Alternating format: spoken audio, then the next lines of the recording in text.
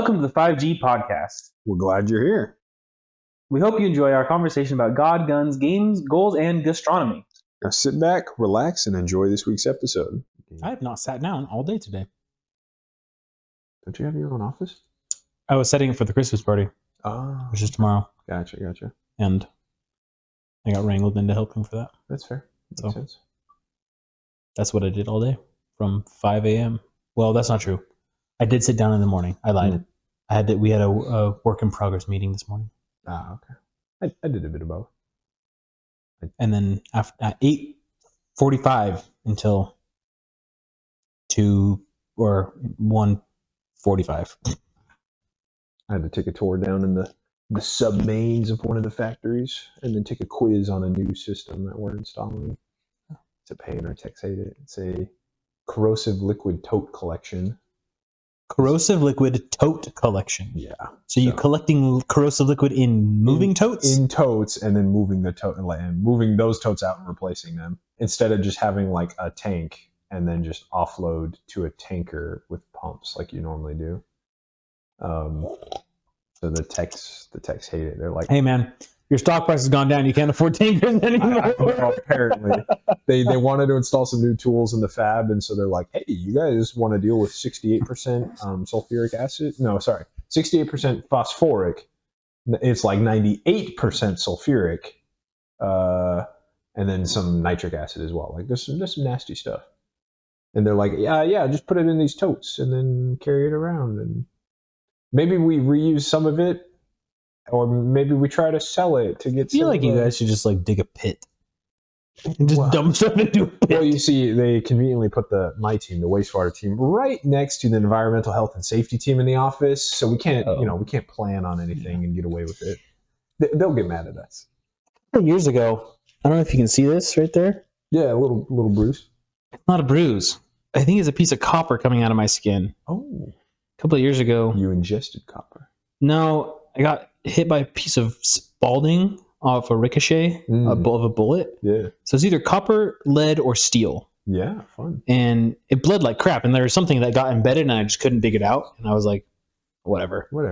I wrapped some electrical tape around it and called it good. Kept shooting. And then just the other day, it's like really been hurting. I don't know what the deal is with it, but Yikes. I feel like it's coming out. Yeah. And like one way or another.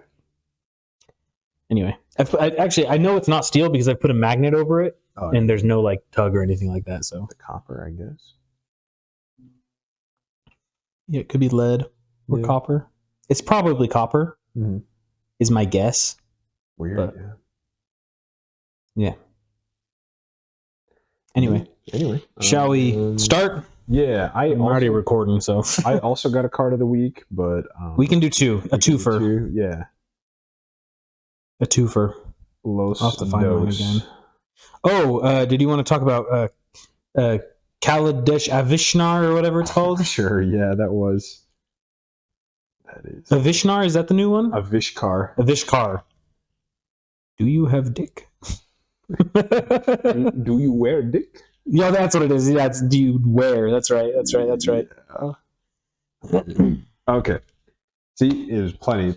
That's why we got to talk every week. There's just I know, so for real. Much in the news. Special timer's on the clock, and Brian can hopefully edit out all this. She'll edit out whatever she wants to edit out. She'll make it perfect. All the garbage. Because she's perfect. She'll edit that out for sure. So now we know this. Official start. Welcome again to the 5G podcast. We apologize that there was not an episode last week. Yeah. I was a Goomba and didn't check to make sure that it was recording. Sometimes when I play Magic, I play like a Goomba or draw like a Goomba. You know, it happens to all of us. Indeed. Friggin' Goombas. Stomp. It's my favorite, like, not offensive term that doesn't mean anything, but you know what it means. It's, yeah, you're a Goomba. Yeah. Anyway, we talked about a lot of things last week, and it just didn't publish the episode because there was no sound. So we'll just do it all right now and fast forward. Quick recap. Ready? This is Steven's bullet points from last week. Stop being a douche canoe about people dying. Yeah, that's fair. if you buy a cryptocurrency from someone who got famous by talking about sucking dick, you deserve to lose all your money. It's family friendly. We got to cut that out. Oh, it's true. Oh. If you lose all your money, if you invest in a cryptocurrency by someone who got famous by talking about... It's an influencer. It's an influencer that got famous for a very common meme, and everyone knows the Hawk to a girl or whatever. Sure. And if you invested in that cryptocurrency, you deserve to lose all your money because you're stupid. That's fair. Path of Exile looks like a fantastic game. We'll talk about that a little bit more. Yeah. And there was a couple of the new Magic set spoilers from Innistrad Remastered. That's coming out basically January. Just art that was art and reprints. I think that's a whole reprint set. So. There wasn't any new cards necessarily, so looks good. And then Trevor has a game that he's playing where he slurps up slimes with a vacuum cleaner. Yeah, you got to ranch them. You got to wrangle slime rancher. They are wild and they need to be contained. And it's a lot. And he breeds them and he gets rocks. It's like Minecraft and Crappa because it has chickens. And then slimes. So it's, it's a Minecraft simulator. You're just, but instead you're ranching slimes. Yeah. It's great. Indeed. Very, very chill, very casual. Well, that was a recap. Thanks for coming to this episode of the podcast. Thanks for coming to last week's episode of the podcast. Just wrap it up there. Perfect. Any of those you want to delve deeper into? Path of Exile 2, I think we can talk. Because I thought you had some decent points that I'm sad are now lost to history forever. I honestly don't remember what my points were. No, because you had a really cool perspective as like your main thing was like, that's not really my type of game, but that looks like I would play that. Like that looks fun. Indeed. Whereas that's big if they're drawing in a new audience, and like previous games in the genre have never done that for you. Yeah, the Diablo 4 and Diablo 3 and Diablo. Really, that genre is Diablo and Path of Exile. And I mean, I guess it's not like a WoW, but there's a couple other small little ones. I played one called Torchlight 1 and 2. That was actually a really fun one. But you saw Path of Exile 2 gameplay and you were like, sign me up. Yeah. I'm still undecided, I would say. So right? In 6 months, it goes free to play. When it's free, if it's free to play, I'm 100% going to download the game and play the game. Yeah. I will put probably 10 hours into the game at least. Give it an honest try. I'll give it an honest try. Yeah. I've been watching with great interest the videos that Asmongold has been doing about it, and honestly, one of the reasons that I want to play the game is the game looks really cool and looks really good, and like I feel like if it's multiplayer, it'd be a great game to just like hang out with the boys on. Yeah. Like it's enough of a challenge, but also it doesn't look like grindy. No. I mean, like I don't know. I mean, I don't know the right way to explain what I'm thinking, I guess, but it just looks like a good time, right? Like a good, like one of those games where you like, it's not competitive if you're hanging out with the boys, like hard enough to keep you engaged. Yeah, but like you can also just chill and hang out. Yeah, exactly. It's not like a MOBA or a Call of Duty where you're like trying to frag and stuff like that. Yeah, exactly. The other, I think maybe the one that like. That's a good reason to play the game, in my opinion, right? It's like I think the game looks good. It looks fun. It looks like something that would be a good introduction into that genre because they feel it looks like it's a very complex game, but also very user-friendly in its complexness. Easy to learn, hard to master. Yeah, exactly. That's how it seems to me on the outside, right? But the other reason, and it might be more than my first reason, is because it feels like this game studio is doing everything correctly. Yeah. Relatively small company. But GGG Games. They seem to listen. It seems like they listen to feedback because right now it's is it alpha or beta? Technically open or closed beta. Yeah. So you just like $30 you can buy into the beta access. Yeah. Right now. But it seems like they're listening to the people that are playing the game. They keep making really quick changes and like changing things and stuff like that. Day one patch. We talked about this last week. The way they're doing the monetization of the game for this early access is like a stellar way to do it, in my opinion, where you're getting 6 months or so of early access, and it's a true beta test. It's not just like an early access. Like you are beta testing the game, but you're not paying. They're going to wipe the servers before the game releases, and so you're not gaining any like advantage over other players necessarily. Which is how a lot of games in that genre run, is like on a seasonal basis anyway. So it's. But like, yeah, it looks really good. Did you see something else this week that you were like? Yeah, I saw. I watch occasionally Kriparian. He's kind of a big Twitch streamer. He used to do Diablo 3. He got some of the world first Diablo 3 way back when. I think he did a bit of Diablo 4, but I think he kind of fell out because Path of Exile 1 was kind of his new jam. So he's relatively professional, but he's a pretty popular guy in that sphere. And so the game had been out a few days, and I caught his video earlier this week, and so he's like, I've probably played more than the average person. He already had like 3 characters at max level. Oh my gosh. Yeah. He's like, yeah, so I have some points. And he had some concerns for the devs, which is fine because they have 6 months of beta. Mm-hmm.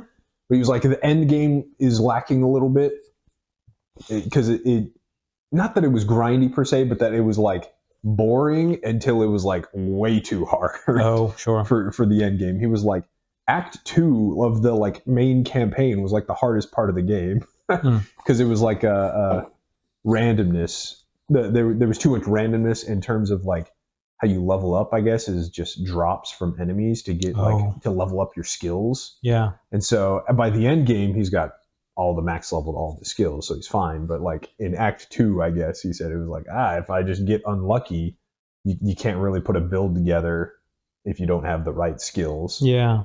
So he's like, there's a couple little things, but he was still having fun. And I think it was cool if there's any Path of Exile 1 fans, the company is continuing Path of Exile 1 and 2. Like they're doing both. Because a lot of people are like, the gameplay in 2 is like slower and it's not as fast paced, which I think looks good for newer players. Yeah. Whereas 1 is just like blitz through everything as fast as you can. The clips I've seen of 1 almost look like a bullet hell at this point. Yeah, like it's pretty insane. So, as you said, big W from the studio. They're keeping both fans. They're trying to draw new fans. Yeah. I wonder if maybe the end game seems slow. And I don't know. This is speculation on my part, right? But if I were a dev, I wouldn't want to put all of my content out on the internet. Sure. In the beta. Yeah. Where people can like if you're watching the 12-hour Asmongold stream, you're going to see a lot of content. Yeah. And it's like, maybe, I don't know. I don't know. Maybe it's but like a lot of it's like front loaded of obviously the first 10 hours of the game is like what most people would see. Yeah. And so it's like, well, obviously you're going to release the most content for that 10 hours, but like, I would probably, if you're watching someone who's going to go through an entire run, right, and beat the final part of the campaign, it's like, well, maybe we like don't show everything yet. That's fair. Yeah. And just like have their like when like on launch day, even people who are in the beta, they get a little surprise, you know, like an extra like elite boss or like, maybe not an extra boss, but final like boss has a phase 3 or something. Yeah. Like, if the health bar drops, you're like, I beat the game. Let's roll the credits, and then surprise. Yeah. A dragon comes out. Yeah. Yeah. Like honestly, it's a game when it comes out and it's free to play. I will play it. It looks dope. Yeah. And cool. Maybe I start to enjoy that type of game. I've never enjoyed that Diablo style game, ARPG. Yeah. A Diablo clone, but maybe now it's going to be called Exile like. A Path like. Path like, yeah. Yeah. Saw the jokes about that, so we'll see. It looks good. We've talked about Diablo 4. Mm-hmm. I was never tempted to play that game. No. Even if it had been free, I probably wouldn't have done it. I think I've told my experience with that before. They had a free trial weekend. Oh, yeah, that's right. I forgot about that. And they capped you at like... level 20. As soon as I hit level 20, kicked me out of the game. And I was like, I was in the middle of a dungeon. Like, I was doing like a story quest, and you just booted me. And I was playing with my wife, and so it booted me and kicked her out of the quest because I was the host or whatever. She was only level 19. And I was like, oh, okay, I guess I'm done playing. You couldn't log back in. You couldn't make a new character. That's it. You were done. Come on, guys. Yeah. Back in the day, World of Warcraft was free, same company, Blizzard, and you could play up to level 20 for free, but then you could run around and do whatever you wanted at level 20. They're like, yeah, you're a free player. Like, that's all the content you get. But go crazy, have fun. You could still, like, play the auction house and try to make money on the in-game economy. You can still do professions, all the crafting and everything. Like you can still explore the world. Like Interesting. That's kind of fun. Yeah, that's good. Stuck at level 20 unless you pay. Like, did they if you like were just grinding away at level 20, did you have an XP counter still? No, your experience so, bar just disappeared. So you knew you were stuck at level 20. Well, but if you I'm stuck at level 20 and you're like, oh, but I've been grinding for like another week, like I might as well just buy the game at this point. Oh. And like bought the game. Did they have like a retroactive I don't think so. No, actually. I don't think it had a system to track that, unfortunately. That makes sense. I mean, I'm just curious. Yeah. Mm-hmm. That'd be an interesting way to play the game. Yeah, anyway. Yeah, so I was like, that was a good free trial experience. Diablo 4 was not, so yeah, I'm definitely gonna play. I'm committing now to put 10 hours into the game when it releases. I'll probably be there too. Yeah, on for free. Yeah. Speaking of free games, random brief highlight: Lord of the Rings: Return to Moria. Oh yeah, free right now. It's free right now on Epic Games until next Thursday. Pick it up, claim now. Not sponsored, but you'll have 3 days to claim this thing by the time you're watching. Yeah, we'll highlight Return to Moria, and I'll be out on a ranch. Oh, that's right. You're ranching all next week. Any slimes there? No, just bulldozers. Just bulldozers. How do you ranch bulldozers? Very carefully. Trust me, I've got a license. No, I'm leaving on Saturday. Oh, okay. So a week from tomorrow. But Steven, the mines, they call. We must return to Moria. I got Sunday. Oh, okay. And I'm picking it up, so it's going to be free. Nice. You know? I've seen a bit of the gameplay. They have up to 8-player co-op. You kind of do 8 players? Yeah, 8 players. Not bad. You basically play, it's like Valheim. Yeah. You kind of play like semi-open world survival, but up to like, there is clear progression. Yeah. Linear open world survival. Yeah. It's survival, there's crafting, but then it's like you do kind of progress through Moria as you unlock different sections of the mine. You have a clear goal that you're trying to get to with your party, with your group. We saw the ads, this is a year ago maybe when we I think it was the start of the year. Yeah. Pretty sure. And it looked sick. And we just didn't, we thought about picking it up then. Yeah, but we just didn't because we didn't have enough people to like. Yeah, I didn't convince enough people to buy it. So. But for the free version, like claim it this week. Get my wife to get it too. It's free forever. Might as well.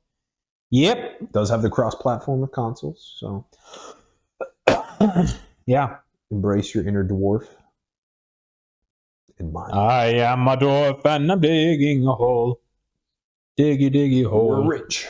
We're rich. We're rich. We're rock and stone. We're rich.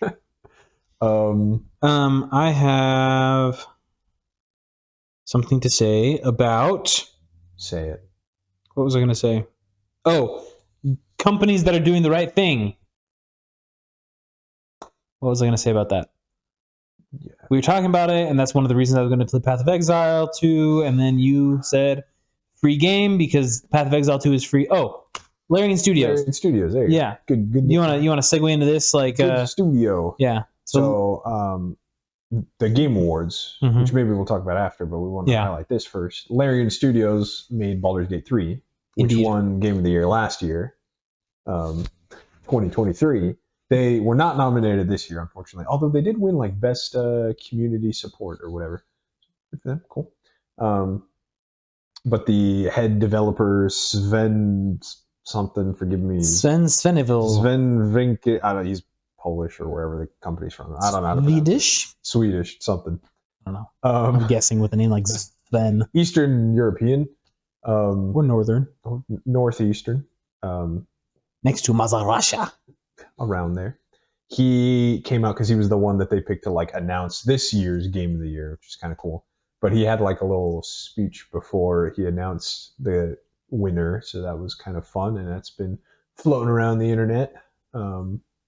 Yeah, so I watched the whole thing. It was very funny. He goes, I'm here to announce the 2024 winner of the year, but an oracle has told me who's going to win the 2025 and 2026 and 2027 Game of the Year.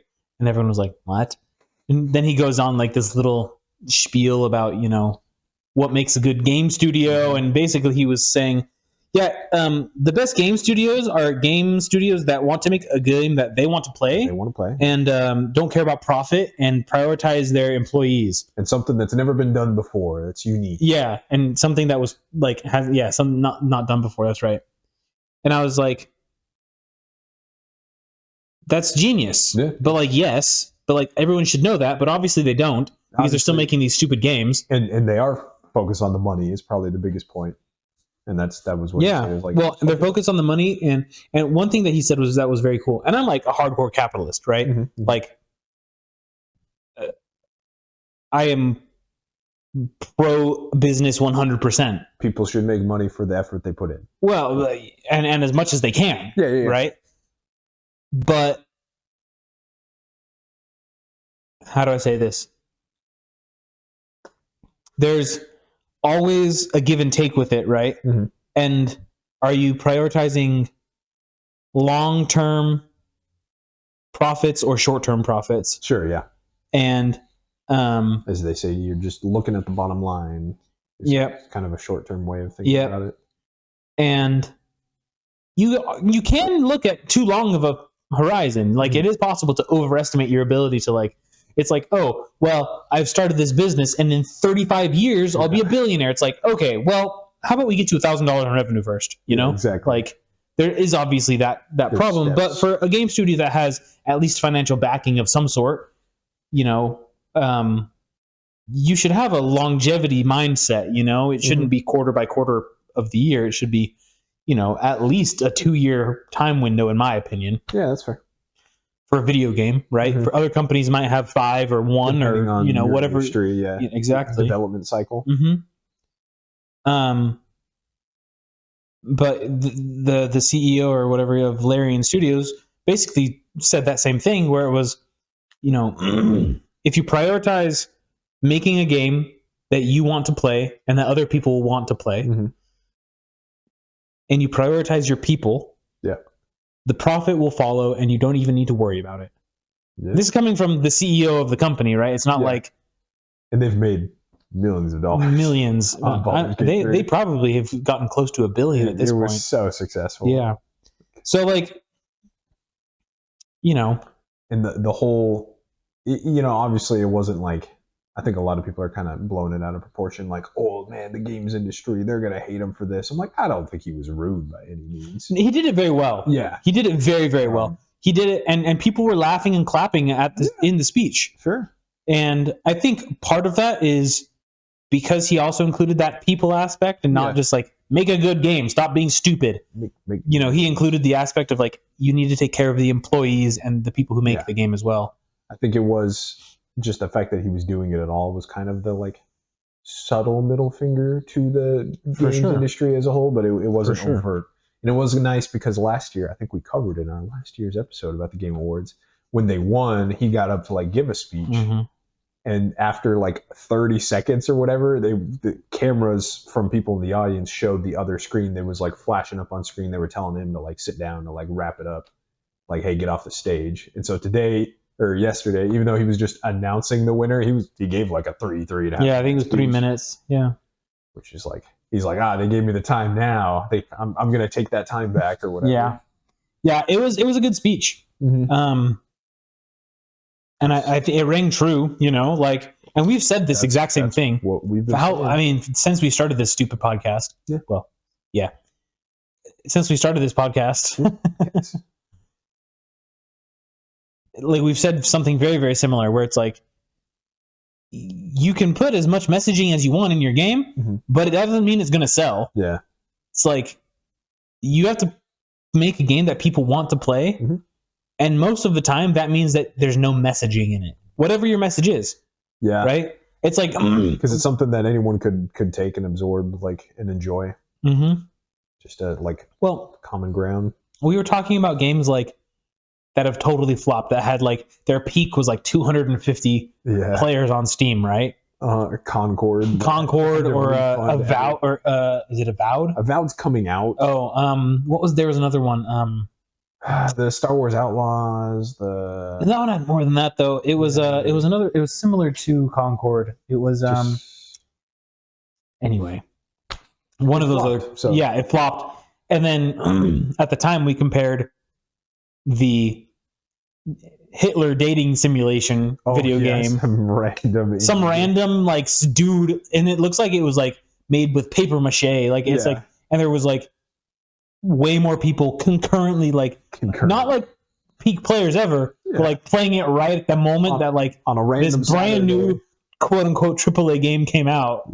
More people were playing the Hitler dating simulator than were playing this $100 million game, you know, or $50 million game or whatever. So it's like, obviously, you have to make a game that people want to play. Yeah. You can't just have a message behind it. Sure. Because if more people are playing a Hitler dating simulator, you screwed up somewhere. Hitler dating simulator. That's funny. The random side note, we weren't planning on talking about this, but have you seen anything from Marvel Rivals? I heard it's great. Yeah. That was also free to play. I haven't played it because I don't know. It's a hero shooter. Is it a what's the freaking game called? Overwatch. Thank you. Clone. I kept thinking Paladins, which is the high-res knockoff version of.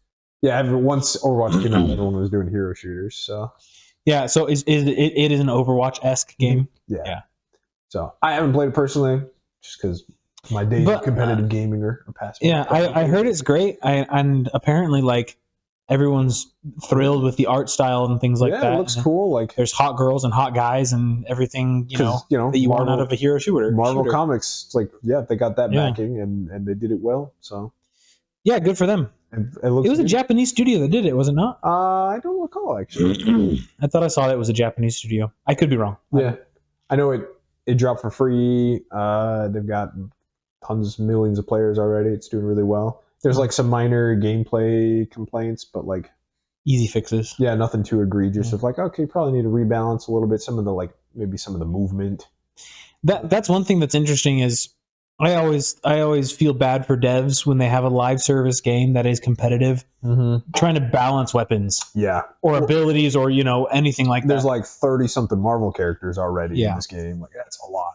Well, and like I'm thinking of like League of Legends. Yeah, how many characters are there? 200. Yeah, at least. Same with Smite. There's like 150 or 170 gods or something like. It's like, and how many items can you buy? Like 6 items per person. How many per plus? Yeah, it's like it's millions. You can't account for all of that in beta testing.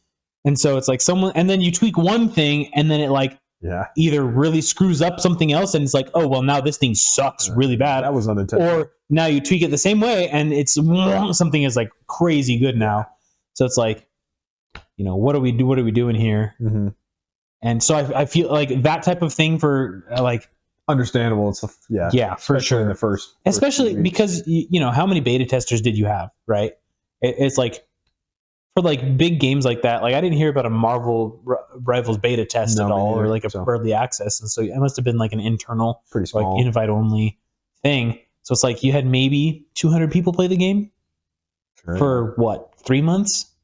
It's like. And now you have millions of people playing the game. So it's like someone's going to go in there, someone who has played Overwatch or something like that, where you look at the stats like you look at the stats, and they're going to go in and say like, oh, but if they choose this person's like the perfect counter for them. Yeah. And then they're going to have a 100% win rate because that's the one support that you always choose. And this one warrior or hunter type person, or ADC or whatever you want to call them. I don't know what they're called in hero shooters. Assassins, I think. Sure. Yeah. The damage characters. Overwatch, just changing the name to damage. You have your tank and your damage and your stealth or whatever. I don't know. Support. Yeah, no. It's just interesting. Your point, that you like the perfect counters. The players are going to find that out when you have millions of players. Yeah, exactly. So. And it seems like, because I haven't heard many complaints, especially on a competitive game, they got the servers figured out. So that's what matters, is like, people can play your game. That's always the most important, I think, with these big multiplayer games. Yeah. If you have a game, like this was something that Helldivers had the problem with. Yeah.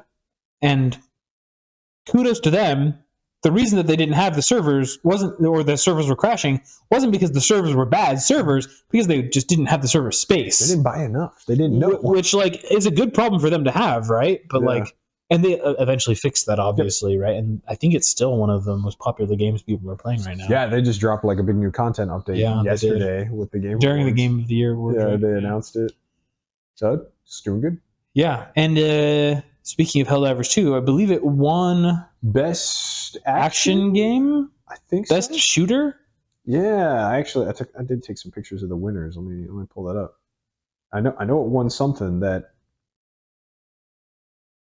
I think there was something else in the category I wanted to win, but best ongoing game was Helldivers 2. Oh, That's it. That's the one that was like ongoing game. It just came out this year, but I don't know. I guess it's ongoing. I feel like some other ones that are more ongoing. Usually, it's like an MMO RPG wins that category. Yeah. But and best multiplayer game. That's fair. They can win that one. I'm trying to find. Here we go. Tying nicely into the Game Awards. Best highlight. ongoing game. Yep. Yeah. Any surprises? I think everything was pretty good, pretty obvious. I didn't realize they did a most anticipated game. What a stupid stupid category. Some of the categories are pretty lame. It's like, yeah, but what if like there's a game coming out in October of 2025 and they aren't going to release their trailer until January? Yeah. It's like, you missed out on the awards. Sorry, bud. Stupid category. Yeah. Best esports game. Also, would any of the games that won any of this been the most anticipated game ever for that year? No. Yeah, I don't know. Probably. Helldivers wasn't. No. Like, yeah. I didn't even, like, I just saw who the winner was, and I didn't even know what this game was. The winner of most anticipated game? No. The game of the year. Oh, game of the year. Oh, yeah. Like, I didn't hear about that game until now. Yeah, right. When it was nominated, I guess. But. Sure. So, would you want to? Yeah, game of the year. Or no, we'll leave that one last. Okay, sure. Dramatic drum roll. A couple highlights. As I said, best esports game is League of Legends. Still, that's probably not the first time they've won. Probably won't be the last. Doesn't surprise me. They had best community support. So Baldur's Gate 3. That's pretty good. The best independent game, we noticed Balatro, we talked about on the nominations, was funny, like some random indie game from a single developer in Canada. He was nominated for Game of the Year. Spoilers, he didn't win Game of the Year, but he did get best indie game. So he won a couple other things here. Debut indie and best mobile game, I think. Yeah. Because he had a mobile release pretty recently. Yeah, I actually looked at getting it, but it's $10. Oh, okay. Which on mobile though, that's yeah, it's got to be a solid game to be worth $10. I'm not gonna buy it. It's not. I mean, it looks fine, but not your cup of tea. If I'm gonna play a card game, I'm just gonna go play online poker or Hearts or something like that. Best action game, Black Myth Wukong won. Yep. Spoilers, they didn't win Game of the Year, but it was. Again, kind of a relatively indie studio. It was the first game they released, and they did phenomenal. So they made tons of money. Yeah, good for them. Best action game, probably deserved that. So those are probably the best adaptation was kind of funny. That was like video game adaptations. Was the Fallout TV show? There wasn't really much in the category for this year because. As we've talked, TV and movies were just not good this year. So, honestly, but Fallout, like that's a justifiable. It was fine. It was enjoyable. Yeah. So. I don't like that. So here's a little bit of a Steven soapbox. Yeah. I don't like that Arcane was on that list. Yeah. Because Arcane's not an adaptation. Mm-hmm. In my opinion. Okay.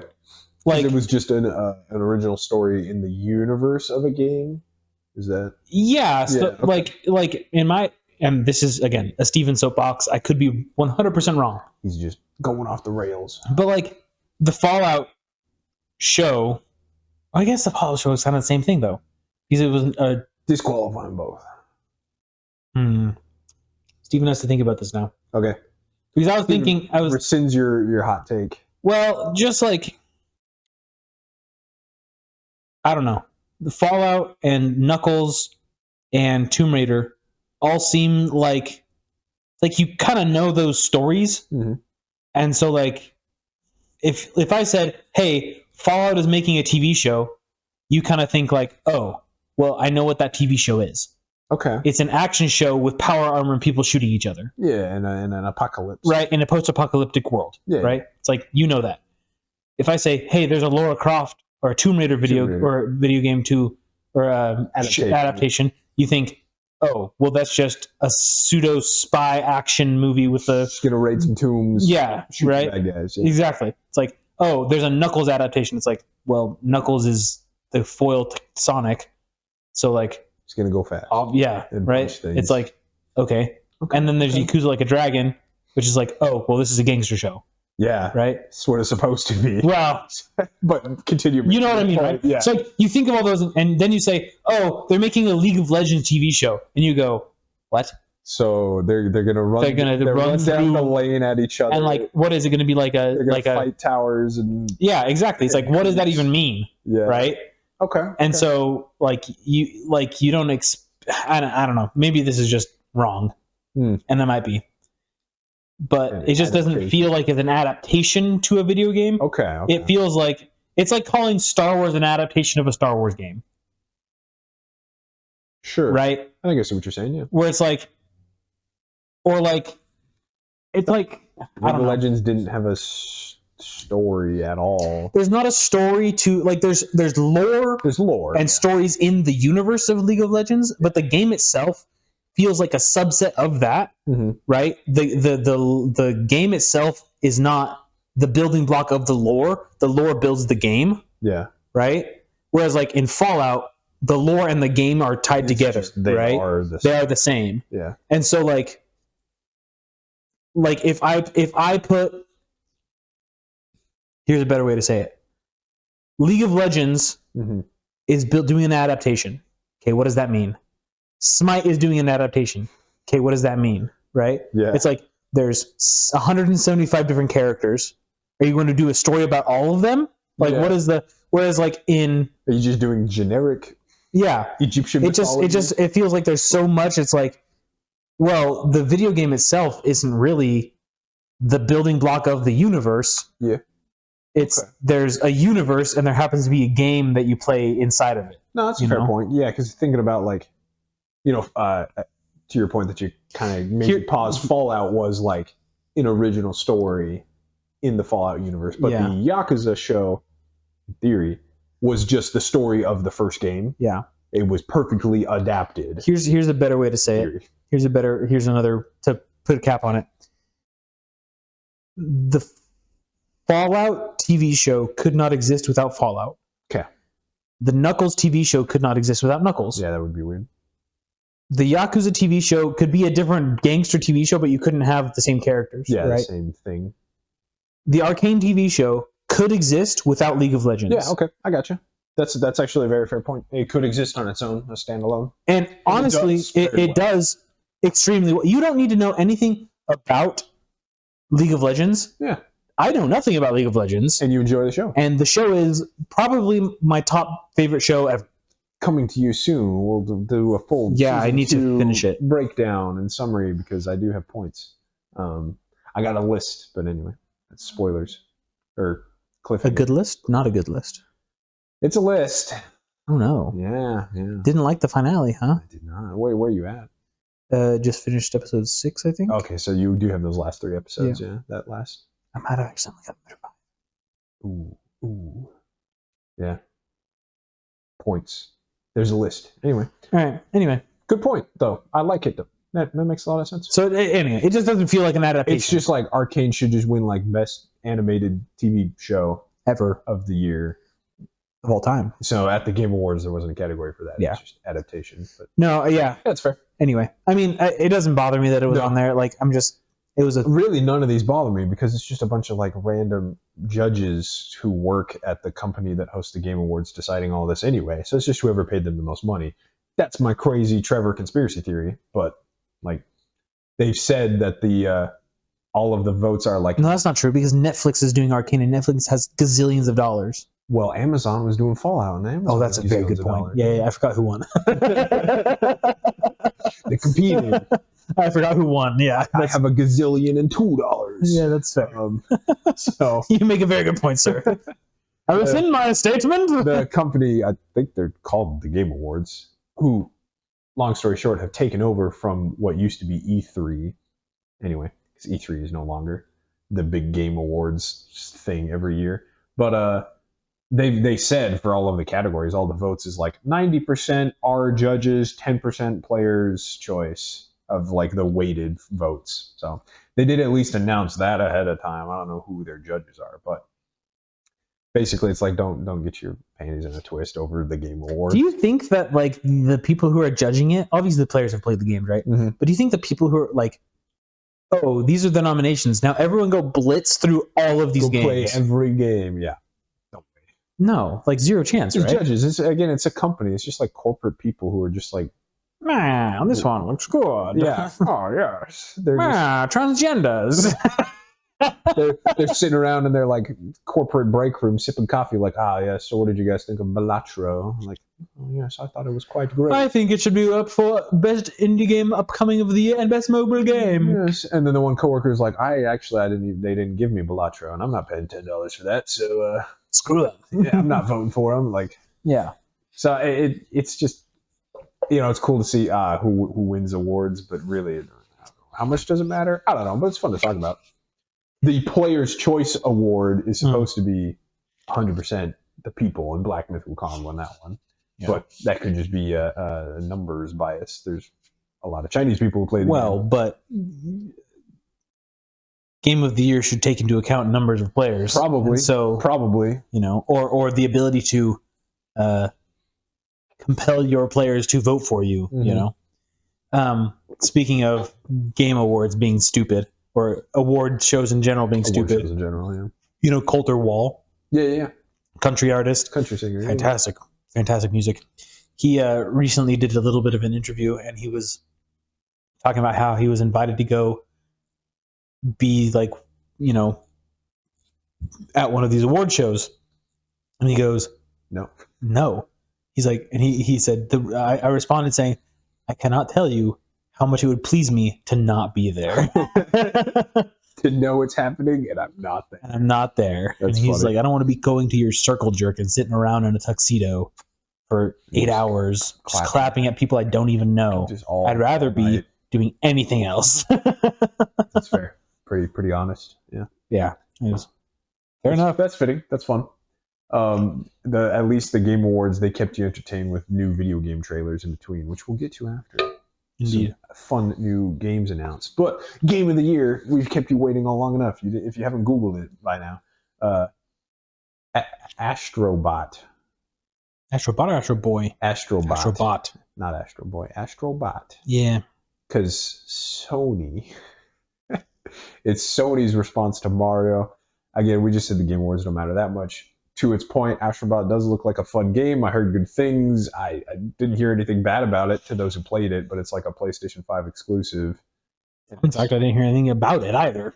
Yeah, right. Until it won this. It's it's got good awards from players and good ratings from critics and players alike. Yeah. It's kind of a family-friendly 3D platformer game. Sony's response to Mario. So looks cool. It's fine. Good for them, I guess. Cool. Yeah. All right. I don't know. If it's a PlayStation exclusive, I didn't play it. Who cares? Yeah. That's my take. It might be the best 3D platformer ever. All right. Sure. Yeah, good for them. That's all I have to say about that? I mean, sure. Yeah. I just don't. But I think Black Myth Wukong should have won. No, I don't have an opinion. It was nominated for Best Game of the Year, or for Game of the Year. Right? Elden Ring, the DLC was up there. I'm going to throw that shouldn't have counted in there. Oh, okay. Even though I understand all 30 of you watching are going to say, "Oh, but it was amazing. It was the full game." It's like, okay, I understand that it was an extremely expansive expansion, but it is not a standalone game. It is an expansion. Game of the Year in 2022. Sit down. It is an expansion, not a full game. Yeah. even though the content is like a full game. I don't care. Yeah. Okay. If you want to win the game of the year, the game should release in that year, not the DLC for the game. Okay. By that same token, if there's a game of the year, like, I don't know, Baldur's Gate 3, Yeah. that has an expansion in 2025, which I know they're not doing, but if they did, should that be nominatable? No. Because it's an expansion. It's an expansion. So how is this be able to be nominated? Because it is an expansion. Those are my thoughts. I think we talked last year about sequels. There was a big uproar about sequels because they were like, every game nominated is a sequel. You're like, Baldur's Gate 3 is a 20-year later sequel from a different game studio. But sure, it's a sequel. But sequels are full games. Yeah, I don't care about sequels. Theory. Yeah, so. Do you remember what my take was last time? Last time? It's probably that. I mean, I hope it was. I hope I'm reasonably consistent. Yeah. Right now, in this very moment, I mean, you should be able to. Yeah. It's like, so GTA 5 is never going to, or GTA 6 is not going to be able to win Game of the Year. Yeah, exactly. It's like, that's a sequel. That that's argument last year didn't make any sense. No, it's stupid. No Assassin's Creed ever from now on is going to be able to win it. You need only original. No Call of Duty. Yeah, see? Like, that's stupid. That's silly. I kind of understand the DLC one either way, but again, I don't really care. The jokes were funny, though, because, again, Elden Ring won Game of the Year in 2022, pretty sure. And before they announced it, people were like, Elden Ring 2024, Shadow of the Erdtree is the name of their DLC. And then they dropped a trailer for their next DLC, their next expansion, and people were like, Game of the Year 2025, like 3 years, let's go. Yeah. So that was funny. Bringing us into the trailers that were announced, the new Elden Ring DLC Night Rain, I think it's called. That trailer looked dope. I don't know if you saw that. So, okay, let me... Yeah. Because I was under the assumption... That they were only going to do one DLC? Hold on. Oh, okay.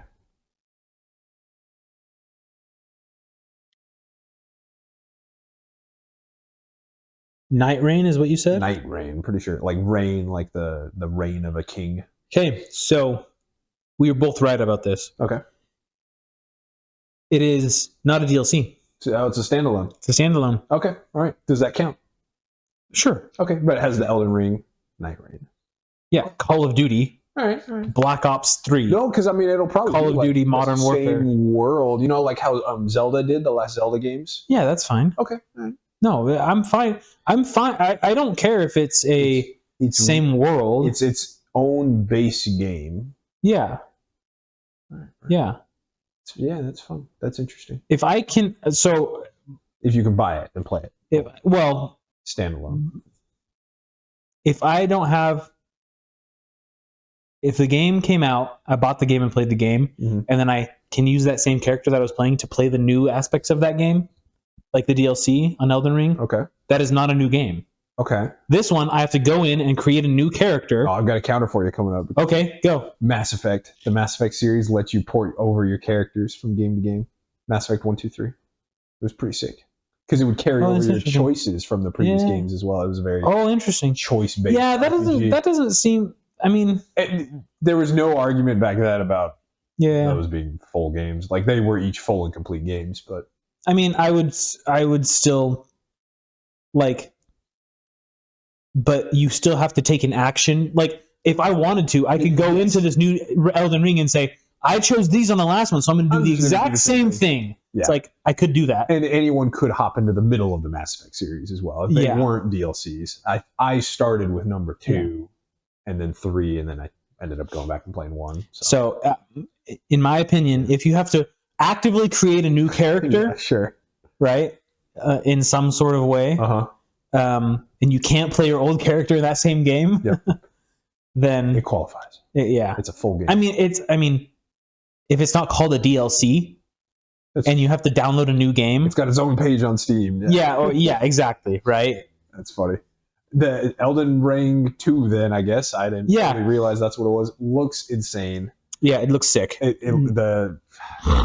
So in Elden Ring 1, I'm gonna have to start calling that. You get the ghost horse, and in the trailer in this one, you get a ghost bird. I mean, sign me up. That looked cool. Well, what's cool about this one, I thought was really cool, is it honestly kind of made me want to play this game a little bit. Not Elden Ring, because that's not my style of game, but this one is a co-op game. Oh, yeah. It's a Monster Hunter-esque game. Mm-hmm.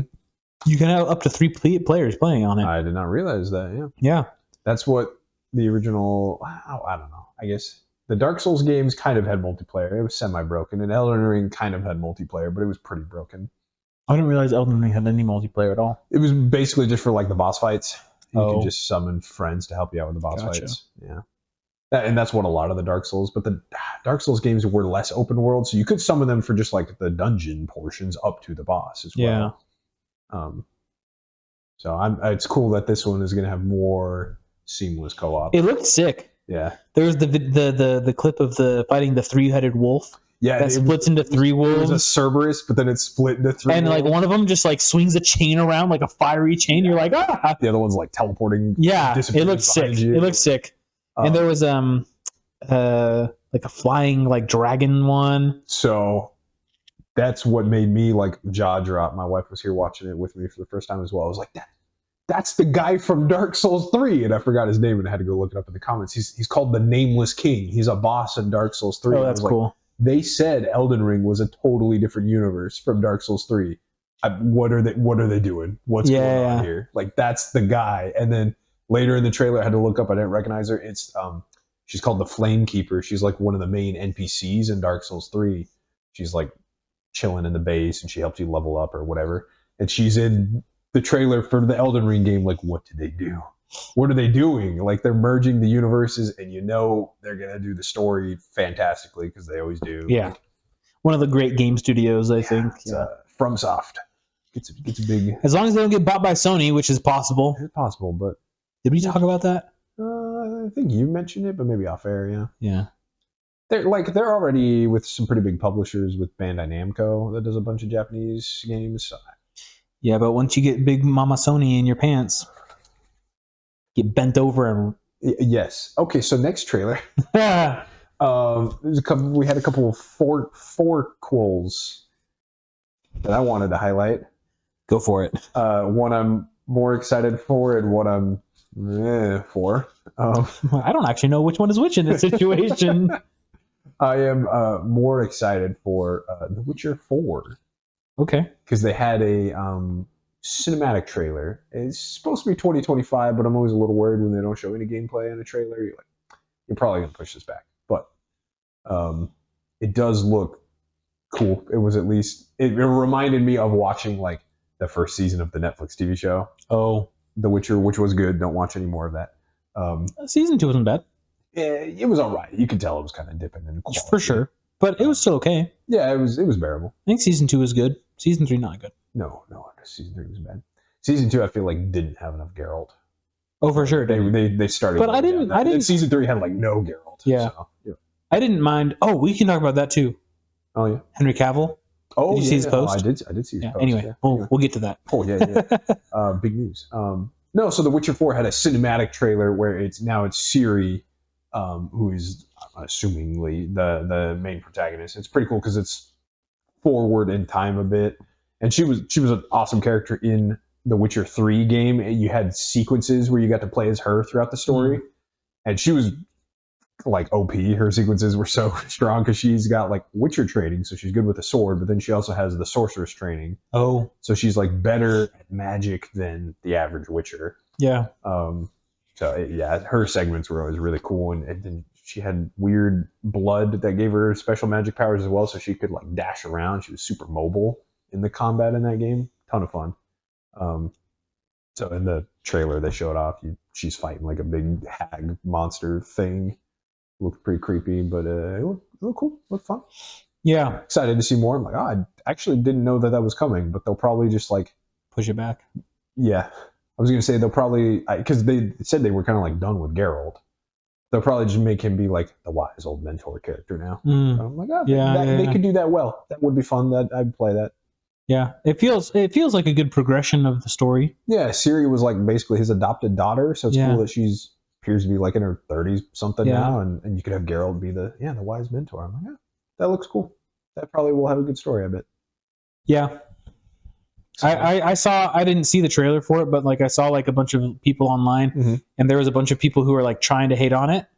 and then like I heard everyone some else was like, "F off." like, no. Like the overarching general consensus was like I feel like the internet's pretty fair about when it comes to like video game trailers. Yeah. It's like, oh, this looks sick or this looks stupid. This looks so busy. And like most of the time they're like aggregate's normally correct about that, right? The plurality, but most of the time the majority is right. Yeah. So.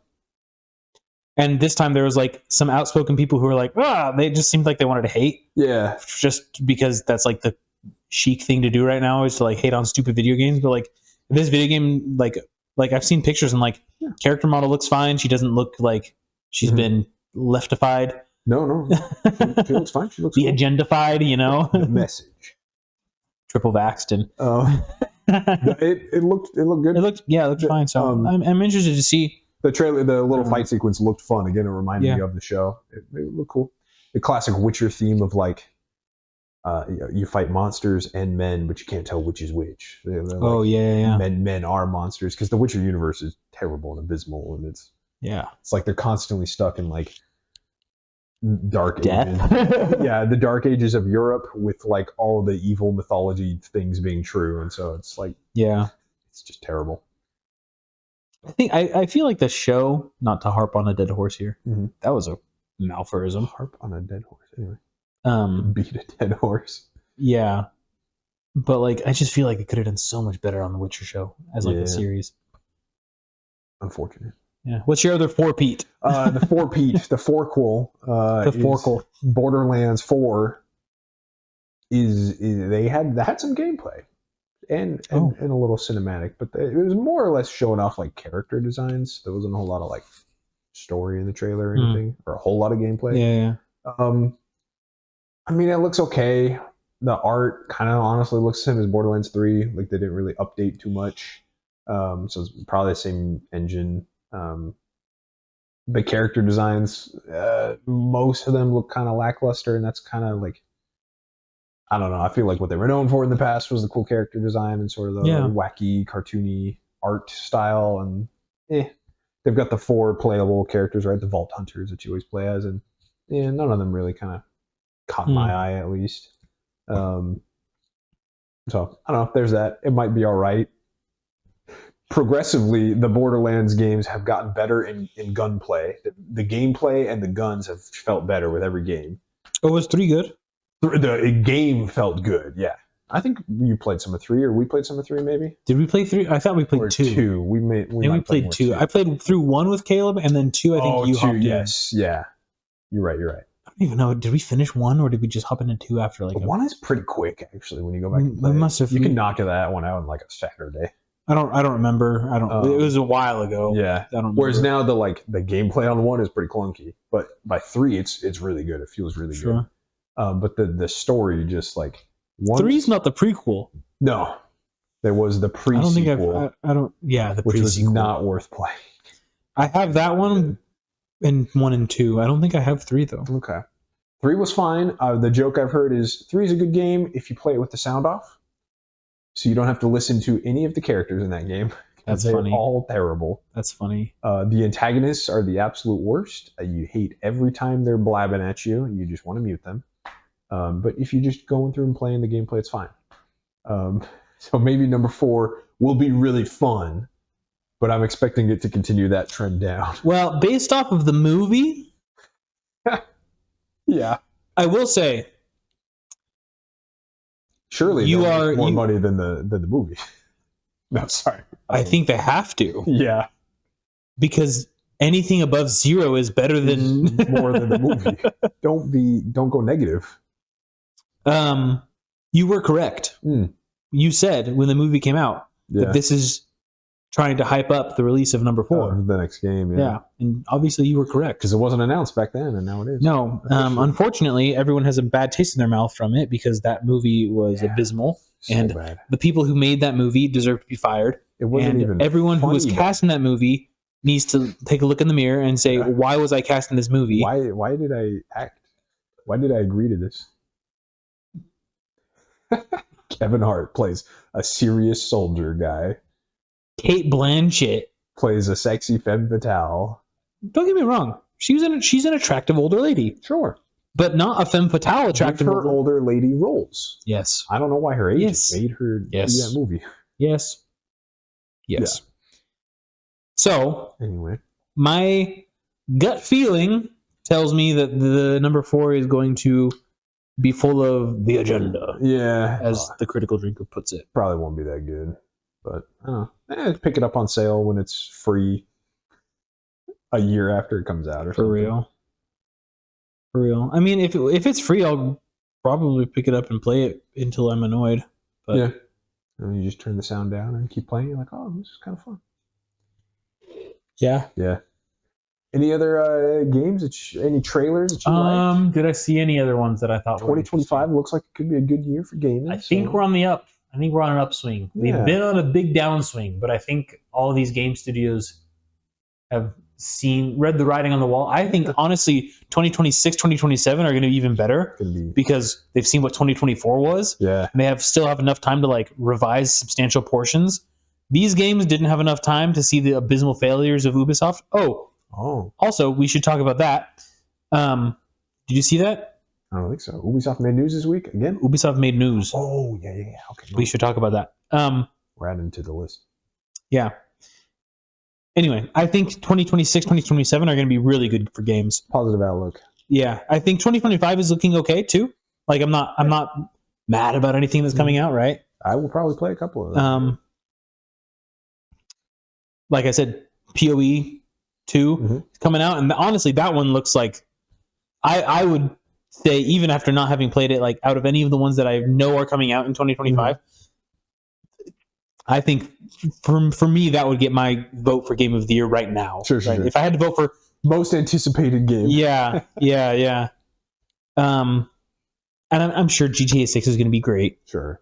I mean, the GTAs have all been. I don't have high hopes fantastic. they're going to release in 2025. Personally, Well, it's been because 10 years since the last game. What makes you think? Oh, we'll just decide 2025. We still haven't seen hardly anything. It's been more than 10 years. It's been more than 10 years. It's 2013, I think, was the last one. Yeah, so it's been 12. We graduated high school 10 years ago, Trevor. Yeah. Well, Fair point. Almost 10 years ago. Almost 10 years ago.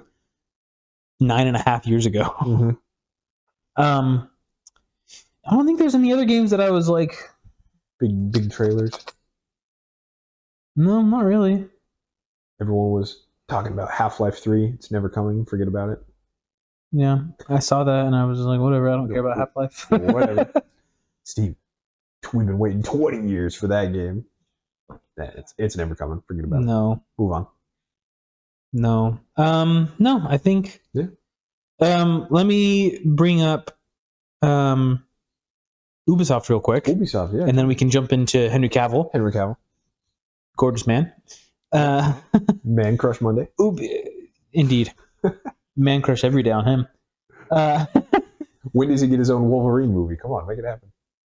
You still never saw Deadpool versus Wolverine, right? No. I sure think you've seen I'm those think I'm clips. watching it tonight with Ryan for date night. All right, I won't spoil it then. Even though I Is kinda it already tonight? Is that what we're watching? We're watching something tonight that I haven't seen. I think it's Deadpool and Wolverine. I'll let you know. know. Enjoyable movie. We watched it. The news that came out was that Ubisoft, because of all their abysmal crap, Yep. might have to... it's not bankruptcy, Yeah. but it's sale of assets and dissolution, basically. I wasn't called. They're going re-private, like they're privatizing again. Yep. And I think that is one of the best things that could happen to the games industry right now. Probably Is the dissolution of these megalithic public game companies. Yep. I don't think... I say this not meaning it, and I could be convinced otherwise, but I think it's better when game studios are privately owned. Yeah, I agree with that. Like generally, I think that's probably one of the big distinctions. Nobody really knows the difference between indie and AAA. They're like, oh, Yeah, like is Larian Studios, are they they're indie or a AAA? big indie studio, Yeah. but then indie developers in their garages get annoyed when you call them indie. But like, they're definitely not AAA. They're not Ubisoft, which is a big... Or Activision Blizzard. Yeah, or, it was a big publicly traded company. So I think that probably is one big qualifier for Yeah, AAA studios. I think that the dissolution of the AAA games, sorry, not the games themselves, the studios. the studios, would be beneficial. Seems to help you focus a bit more on making a good game and taking care of your people instead of the money.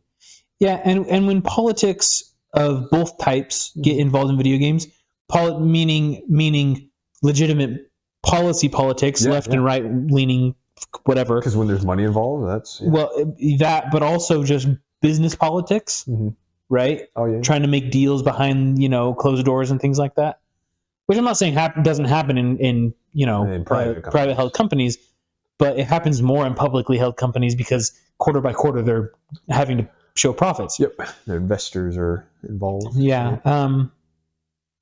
I think it's a good thing overall that those game studios the large game studios are taken apart and split out.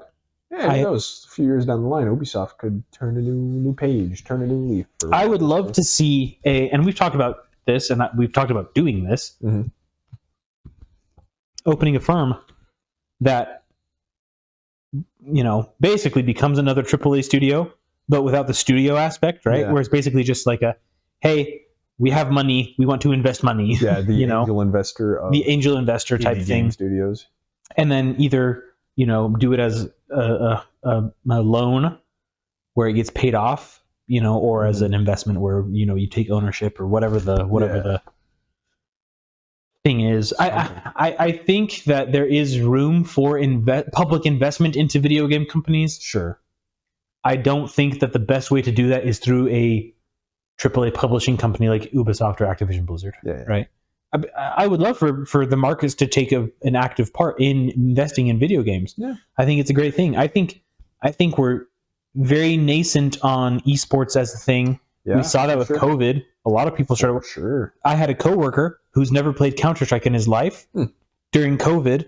Booted it up just because? No, he never played the game, but he would watch every single major. Oh, okay. He watched every single major and knew all of the players and knew he knew just as much about Counter-Strike as I knew about Counter-Strike, but has never played the game, which was cool. Yeah, right. It's like not the only one. Then I've never played a game of football other than like tag football, right, or like in the schoolyard. But I never put pads on, right? But like I'll watch the Super Bowl. Yeah. Right. You don't have to play the game to watch the game, right? Whereas most esports right now, you play the game if you watch the game. Yeah. I think in the future. So I think there is room for public investment, right? Yeah.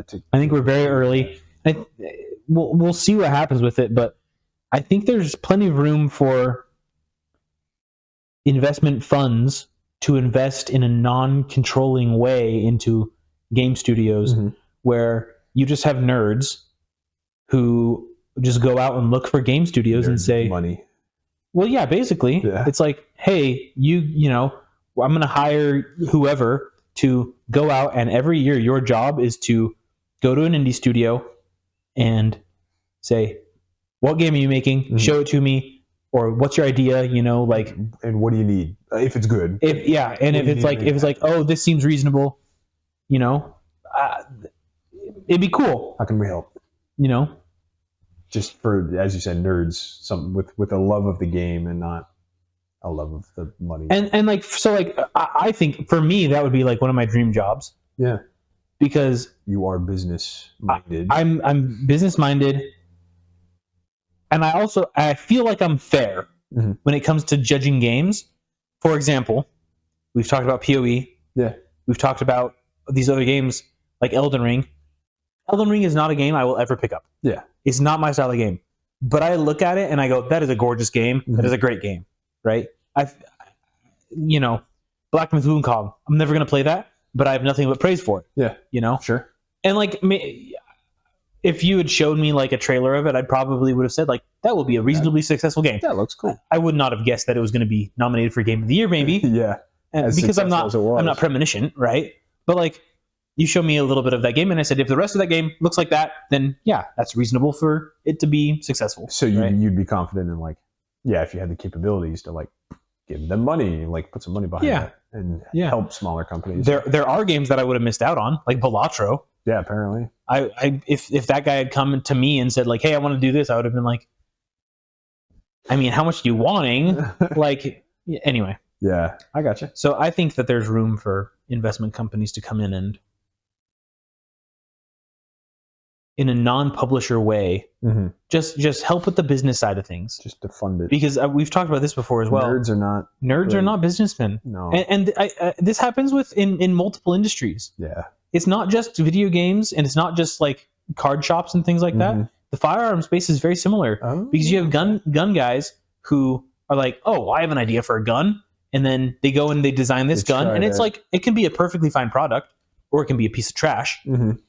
They'll go and design this gun, and they'll put get investors and put hundreds of thousands of dollars into this thing to develop this gun, and then it can be an amazing gun, but if you don't have the business sense to run the business, it's not going to be successful. Succeed, you have to. There has to be business sense behind it. Definitely. In today's day and age, marketing is especially important, obviously, and some people do marketing very well, just as like a function of them being personable, right? There's a lot more to. Yeah, there's a lot more to the world. There's a lot more to business than just the idea. I mean, it happens in every space. You can think of like a car shop, right? It's like, oh, well, I'm just going to do custom cars. It's like, well, I'm just going to make the best cars. It's not a build it and they will come situation here. No. The world doesn't really work like that anymore, and I don't know if it ever did, to be honest, other than in that one movie where that came from. That one. What is it called? Miracle Ball? What is the he builds a baseball field in his cornfield. Field of Dreams. Field of Dreams. Thank you. Anyway. That's my 2 cents. But you know what? $2. If it gets built, that I will come to the Warhammer TV show. And that's not a build and they will come. That's got oodles of money and oodles of marketing, and Henry Cavill, who like every straight guy on the world would say like, all right, bend me over, daddy. That's everyone accepts that. Best looking guy in Hollywood. So he tweeted or Instagrammed or something this week, and he's not on very many social media. I think it was Instagram, and he said like the Warhammer TV show is moving forward. Actually, so that was like big news because there was rumors that it had kind of maybe been canceled or that he'd been kicked off or something. But he's like, no, it's like Amazon and Games Workshop and him are working on it, and he's gonna star in it as well and produce it guaranteed that he's got the creative like license working on it. I sincerely hope that this is did you see the what's the Secret Level show? Secret Level? I only saw one episode. Did you see the Warhammer episode? I did not see the Warhammer episode yet. I saw clips of the Warhammer episode. A brief and I was like, whoa. Yeah, it looks really good. That's like well-made animation. Yeah. I hope, and because I think that we need good TV shows, because there's been a reasonable dearth of good TV recently. And adaptations. True. But I think that if this show goes... I hope that there's a show that does super well, where everyone looks at it and says, what was the reason? And the reason is because they had a nerd who knows the lore like the back of his hand and is in love with it, producing the show. Combined with, you get the good writers and then the good animators and like all the pieces to come together. Well, but no one can say that Amazon doesn't have access to all of the best stuff, right? Yeah, exactly. Just like Netflix has access to obviously amazing animators. Yeah. Obviously oodles of money. Obviously, they have the business behind it to back the production of these amazing shows. But instead, they just choose to throw tens of millions, hundreds of millions of dollars down the drain, throwing them at these crappy shows, seeing what crap will stick to the wall. And guess what? None of it, because it's all diarrhea. Yeah, it's all bad. Instead, how about we just have this beautiful production of someone who is in love with the IP?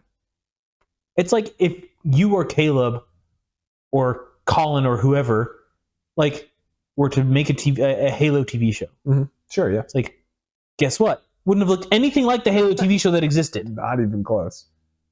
Right? Yeah.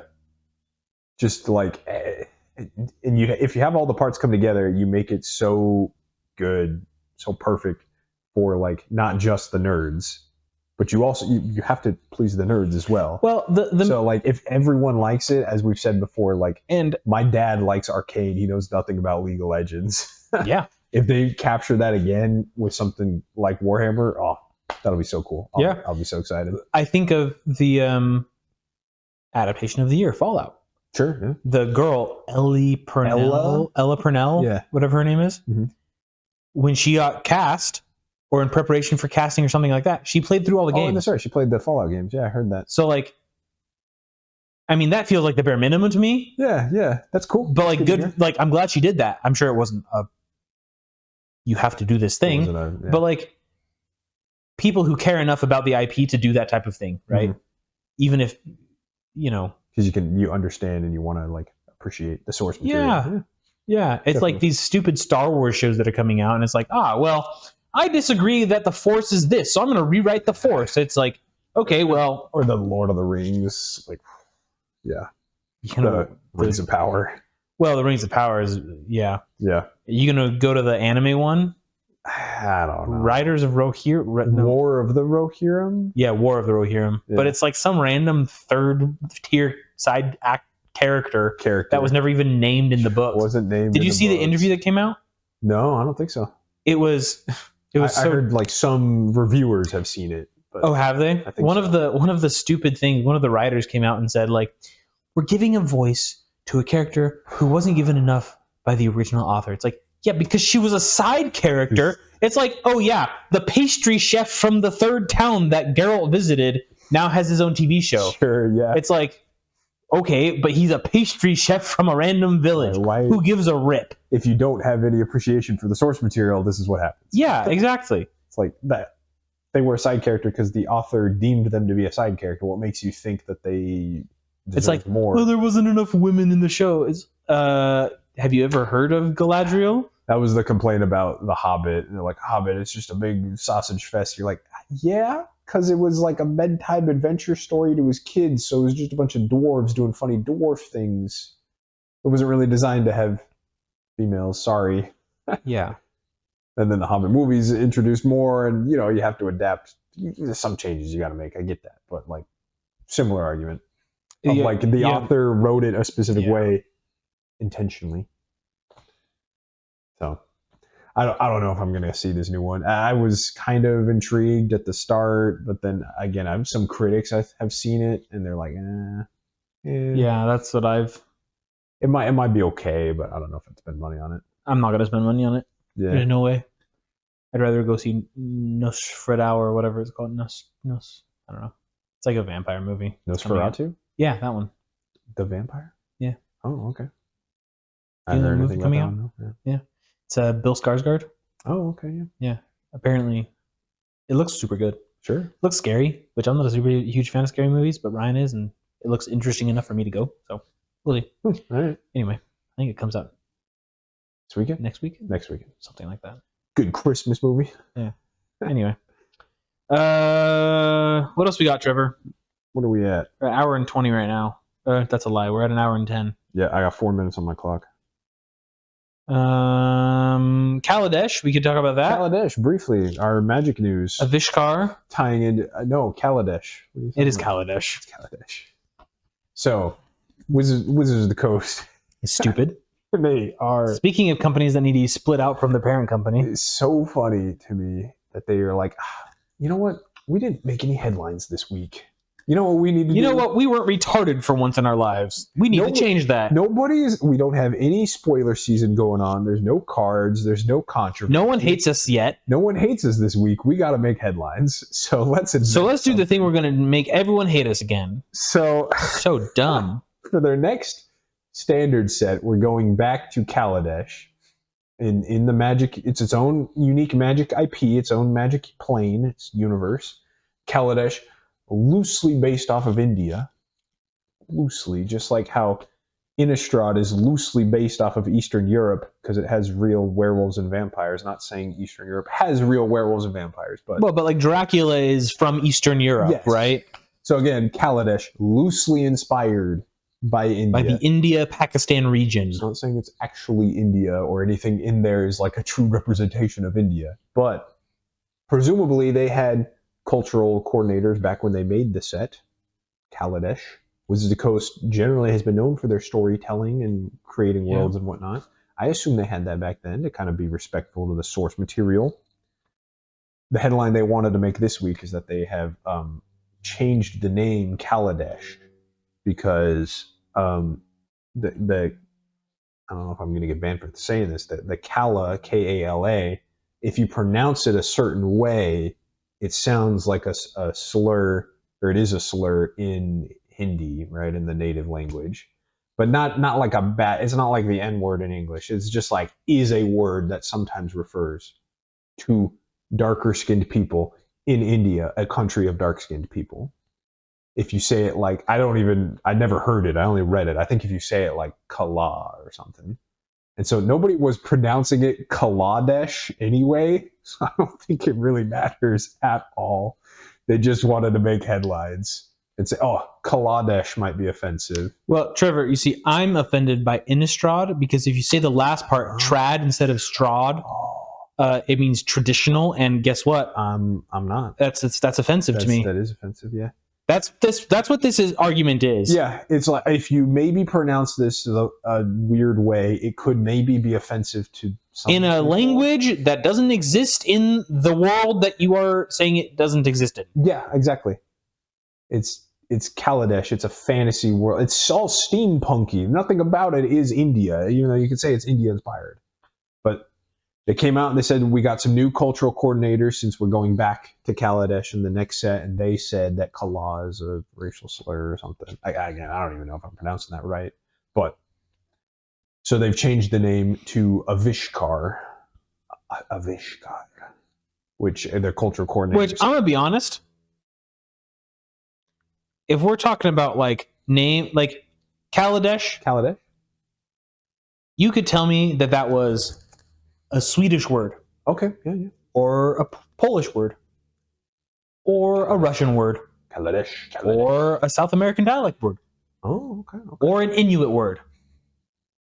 Like, that word is not like, yes, I know where this word is from. Yeah, this is from India. But Avishkar? Avishkar. Like, hello, my name is Avishkar. I'm here to take your order. I have a fish. Have you heard about the, like, I'm going to get banned for that. Probably. But, like, it feels like, that feels like an Indian word to me. Yeah. It's like, if you're trying to, like, we're trying to back away from being, like, related to Earth. It's like, okay, well then, like, call it, like, Bread Bowl City. I don't know what the, like, that's too white, though, I guess. Something real, yeah. Yeah. Caladesh, I've read enough fantasy novels, I believe, like, yeah, that's like the name of like a fantasy city or a place. Like, sure. Because, Trevor, it is. Because it is. Yeah. But anyway. Yeah. Avishkar. There was the funny joke that Avishkar in Albanian yes, is translated to "Do you wear penis" or something? Yeah. Which is kind of funny. But do you wear dick? Do you wear dick? It's so that that's just kind of goofy. It's like they didn't get the Albanian cultural coordinator, Stephen. I guess we didn't even ask the Mozambican cultural coordinator. Maybe it's for real there. I don't know. For real. I don't know. Yeah. We should probably check with the Argentines as well. You got to get cultural coordinators from everywhere to make sure nobody's offended. Every company in the world needs 255 cultural coordinators. To the random names of our fantasy universe. Yeah. Make sure nobody gets offended. Yep. You definitely have to make sure that the Swazis. Yeah. No, dude. Yeah, that's top of the list, top priority. Yeah, for real. All 35 people that live in Swaziland definitely need to be consulted. And the 7 of them who play Magic. Yeah. That's a generous number. I'm sure there's 7 percentage. That's why they're at the top of the list. Yeah. That's fair. Yeah. That's right. Yeah. A whole 20% of the country plays Magic the Gathering. Plays Magic the Gathering. Yep. Mm-hmm. And now they will not be offended by Caladesh. Mm-hmm. Yep. No, Avishkar. Oh, Avishkar. Maybe. Hopefully. Probably. Probably not. Probably not. I don't know. I hope it just say stupid. The random minor W is that at least they didn't say that they were going to retcon and say it's always been named Avishkar. I guess in the story for Caladesh, Avishkar that we're going back to, they're going to say that the plane changed the name. They're going to write it into the story somehow. Whatever. That's probably fine. That's probably better than saying it's always been named Avishkar. These are not the druids you were looking for. Do we need to like Sharpie all of the old cards that say Caladesh on them? No. So they didn't go off the rails that much, at least. But like and I don't know what they haven't announced what the story reason is yet, but just seems dumb. Yeah, it's pointless. They wanted to make headlines, so just seems dumb. It's like the King of Swaziland, King Mswati III. He renamed the country. He renamed the country. You want to know what it's called? So it went from Swaziland to Eswatini. Eswatini is the Swazi word for Swaziland. and it translates to Land of the Swazis. Nice. Which, if you say it in English, is Swaziland. Swaziland. So he renamed his country from Swaziland to Swaziland. That's genius. I love it. He wanted to make some headlines. I don't know what he wanted to do, but I learned about this. He did it 2019, 2018, something like that. And I was just like, I mean, I know you screw cows, man, but like, come on. It's not even like I believe it more because I've heard some argument to be made for like we should call countries by the name of the country that they call it there. Like Germany, where did that come from? It's Deutschland and German. Yeah. Or like Japan is Nippon. Like where the fuck does Japan come from? I don't know. Nippon is what they call it, so shouldn't we call it that? I read something. I don't remember. I won't have the answer, but I read something about why we call it Japan. Oh, okay. I don't remember why though. Yeah. So. But it's like, I don't know, at this point, we all already know the names anyway, so. But like, also, like, we call places different places in every language. Yeah, exactly. It's like, I don't say, in Portuguese, I don't say, eu vou ao Germany, or, eu vou ao Deutschland. Yeah, it's like, Deutschland. Germany is Alemania, which, guess what, is not the name of the country in German or English. It's just a different name. Yeah. Yeah. Everyone has a name for the thing and everyone knows what you're talking about. So like that's probably fine. Yeah. Yeah. What do they call Swaziland in Spanish? The land of Swazilandia? Yeah. Swazilandia. That's how it is in Portuguese. That's funny. Swazilandia. Yeah, anything that is land, like... is just landia. Yeah. That's funny. I wonder if Spanish would go tierra, because that's how you say land. You'd be like, tierra de los Swazis. It sounds mystical. Yeah, it does. Tierra de los Swazis.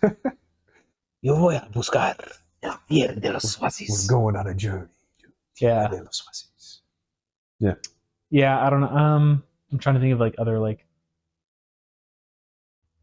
What is Greenland? Is it Vergilandia? Oh, yeah, land of the green. It might be. I actually don't know. Yeah, what other countries are called in other languages? Only a couple of the common ones. Yeah. What's really funny is that New York is Nova York. Oh yeah, but it's spelled IOQUE. Oh, you spell it differently. Okay. Yeah, because it doesn't like Y doesn't exist in Portuguese. Oh yeah. Okay, so you have to do IOQUE. Yeah, my favorite is Argentina's Nueva York. Yeah. Because Y does exist, but it makes a you know Iceland. Iceland is in Portuguese. Oh yeah. Icelandia. Nice. I love it. You have to say like, Greenland. Greenlandia. Greenlandia. Green. They're just saying green in GROEN Landia. Landia. That's pretty good. Greenlandia, because there's no gree. Like EE, it isn't there doesn't exist in Portuguese, right? So you have to do the diphthong OI. OI. Greenlandia. Greenlandia. I like it. Yeah. That's hilarious. Solid. Can we talk about Magic Card of the Week? You want to do two of a double dip, or you just want to do yours, or you want to do mine? We'll do just mine. Okay. Save yours for next week. Sure. We're on the same schedule. I've got some fun ones that multiple. Yeah, it's already a twofer. Only because they're the only two cards in Magic that do this. Oh, cool. Unique card type, Flag Bearer. Oh, yeah. I was looking up. I've actually seen our buddy Davis play a couple of these, and I made a proxy in a Pauper deck that had a couple really solid sideboard cards in Pauper. But it's a unique effect that could have a home in other places. But the first one that I think has been reprinted is a bit more popular. It's a 4-mana 2/4 Coalition Honor Guard. So he's in white. He's a human flag bearer. And his ability just says, while choosing targets of part of casting a spell or activating an ability, your opponents must choose at least one flag bearer on the battlefield if able. Oh, interesting. Yeah.